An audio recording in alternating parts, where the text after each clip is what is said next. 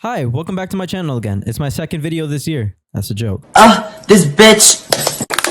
I've got some exciting things to cover here, but before we do that, I'd like to thank you guys immensely for the support. 2 weeks ago, I uploaded my first video back to YouTube and was obviously on Dead Matter. You guys showed me a lot of support on that video, and I'm going to keep my content rolling for you guys in the process. You shined a massive light on content creation for me once again, and I'm going to do what I can to continue my passion. This video is going to be pretty quick, so try and keep up with me. On the 19th, Dead Matter was having a lot of issues. There was a massive DDoS which forced the site to go down for some time. While the site was down on the 20th and the 21st, people posed as Dead Matter developers giving away keys, which obviously weren't real. Around the same time, the Dead Matter team completely closed the Discord server entirely, only leaving behind the info category, which held the announcement channel, the partner channels, and some silly pizza channel or something. It was still out for the devs and mods to post in, but none of the backers or community could even chat in them. A lot was happening, and the devs had no idea what to do because they didn't expect any of it to happen. The devs had a massive influx of hate and appreciation thrown to them all at once while they were trying to fix the DDoS. On the 23rd and the 24th of August, they topped up their site with keys for everyone, and that's when I got mine. And the site was up for all to access. However, it would randomly be accessible and inaccessible at times. At the time of writing this, it wasn't even a week and there was already a multitude of people actually bypassing the NDA and streaming the game without being in the partner program. Some even going as far to just break the NDA entirely and stream it anyways. I haven't heard anything about the developers doing any lawsuits at all. YouTubers who've covered the topic have said that the NDA in general is unnecessary and that they should remove it because the partners have already showed the game or most of what they were trying to hide. As I said before, they finally got the keys to most, if not all, backers and managed to get the game rolling. However, with the NDA being a thing for some reason, I and many others can't share our thoughts, so the devs made a Discord text area where we can basically break the NDA and talk amongst other groups of backers and play together. I watched Pathfinder Play's video and I agree with his stance. The NDA is at this point useless because there have been partners streaming the game with basically thousands of views at a time, which allowed everyone globally to view the content within the game and see not only the flaws, but the good sides to the game as well. You can't just put a muzzle on content creators or general people because we all want to see your game do well. Hindering the process at this point just makes no sense to me because I feel like I'd only have the NDA for partners until we gave them the allowance to stream the game. Then like once the game is in the hands of the backers, the NDA would be dropped so everyone could be free to actually talk to each other. Oftentimes, if the game looks rough or the developers are simply not comfortable showing off the systems the game has to offer,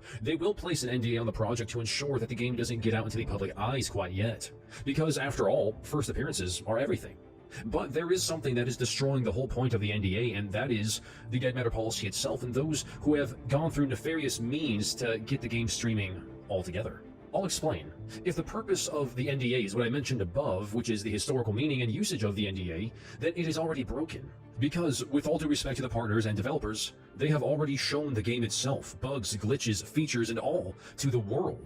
They have done this. I'd prefer to hear ideas from people, even if they did or didn't back the game, because if I were a developer, I'd take all criticisms to account. By talking about this, I am not breaking NDA because we have all seen this already from Big Fry, Duck, Clean, and a few other streamers' channels already. This game seems to be so early in development that when you design your character to have hair or some type of eye changes or whatever, after you do all the customizations, the game's menus have him completely bald with no eyebrows to just, I don't know. I get that this game is an alpha, but in 3 years of development, this is your mock-up. The reason I am talking about this is not at all to throw any sort of hate or shade to the developers. It's just something that has been on my mind for a while and I just felt like talking about it. At least this is going to be fixed soon and polished eventually. Please don't be a comment warrior and start spamming me with hate before actually listening. It's constructive criticism. If you don't like it, dislike the video. I'm technically going to make money off of your view when I get big enough.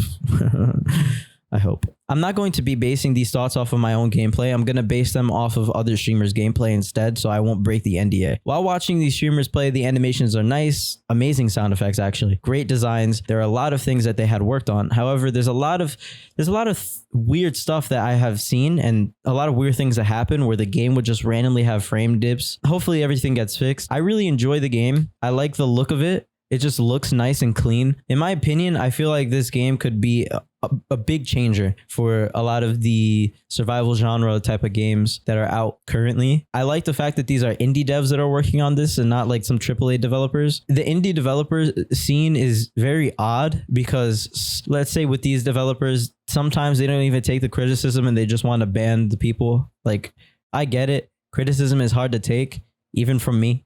because I take a lot of criticism at once, but you got to have a good base for yourself just so you understand, like, okay, there's going to be people throwing a lot of hate, and we got to take that and we got to try and change their mind instead of trying to make their whole thought worse on you. You know what I mean?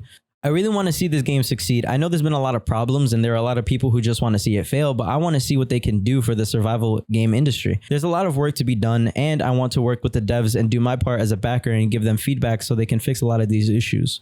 In comparison to a lot of survival games like DayZ, which has been out since 2014 and probably way before that, and Deadside, which is about a year or two old, Dead Matter has a lot of potential, and they just need to be sure to uphold all of it.